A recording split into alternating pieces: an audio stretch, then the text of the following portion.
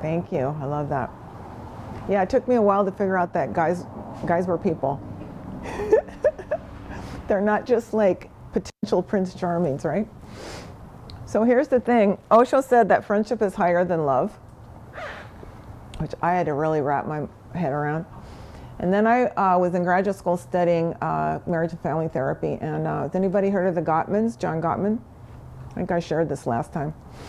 I share it in most of the workshops. So John Gottman has written a bunch of popular best-selling books, but he's also a serious researcher, psychological researcher.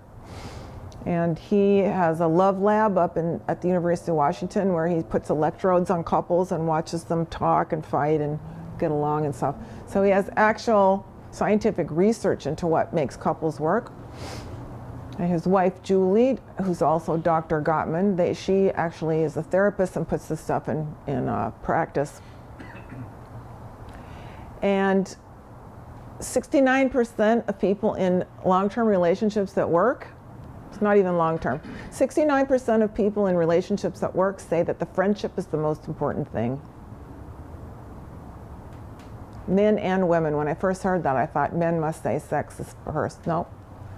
I mean, some men do, some women do, but 69%, so that's really 2/3 of people are saying a friendship is what makes our relationship work. Why are we being taught that the friend zone is a bad place to be?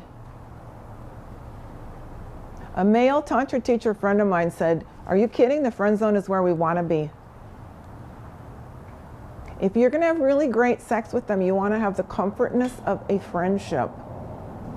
Otherwise, it's performance, and you're afraid, and they're going to leave you when you lose 5, if you gain 5 pounds, and what if you're not hot enough, and all this worry going on that's going to really interrupt your sex life and your relationship life. So I would like to invite you to consider that we've also been misled on what is attractive. Because what's attractive and what makes relationships work is the quality of best friendness. And in Tantra, that makes the person hotter to you. In the conventional world, that means no sex, friends over here and sex over here. In Tantra, we're like, why would you want to have sex with somebody you weren't friends with?